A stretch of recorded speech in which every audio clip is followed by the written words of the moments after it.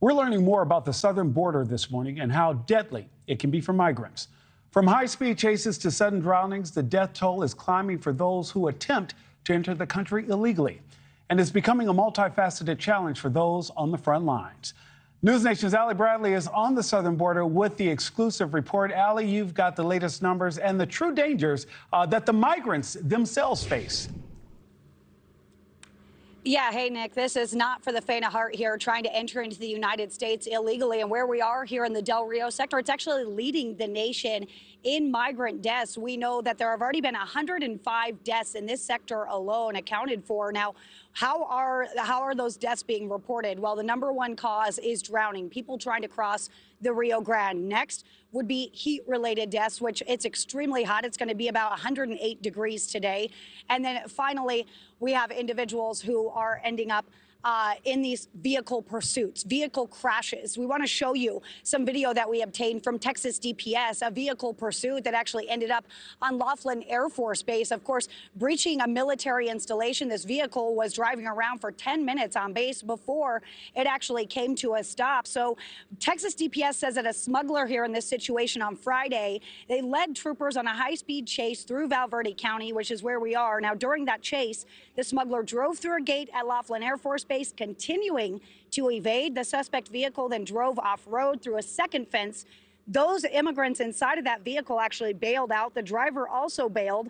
Now, only 2 migrants were apprehended in this situation. The driver and 2 other illegal immigrants still have not been located days later. And then those pursuits can lead to tragedies, unfortunately, like this, where 3 migrants were killed when Texas DPS says that a driver failed to negotiate a turn during a chase, her vehicle rolling, ejecting people from that vehicle.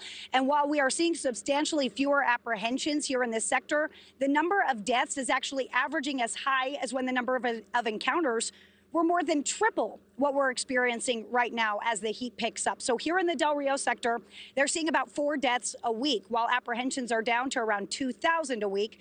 Deaths have remained pretty constant. The latest week, though, seeing a big spike. We're reporting 7 deaths over last week.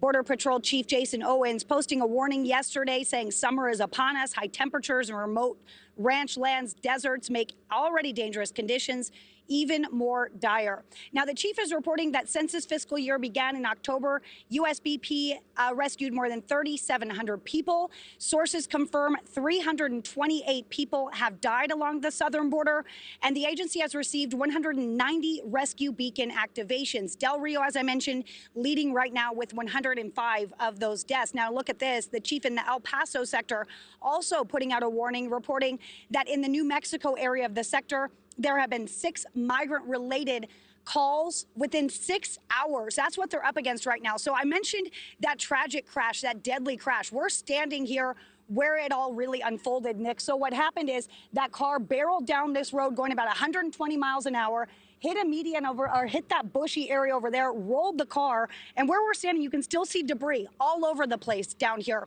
And the bodies were actually over in this area. The car finally came to a rest over here, Nick. So it really shows what we're dealing with down here. You can see kind of the aftermath here. And we actually just talked to the owner of a local restaurant here that thanked us for being here, saying these are stories that nobody's talking about, that people need to understand. Just because we aren't seeing the huge groups, Nick, of 300 people come across right now in this sector, they are still dealing with human smuggling pursuits, dangerous for the community, dangerous for the migrants, and dangerous for law enforcement as well, Nick. Ali, quickly, because you know I'm out of time, but you mentioned how a car drove onto a military base. How often does that happen?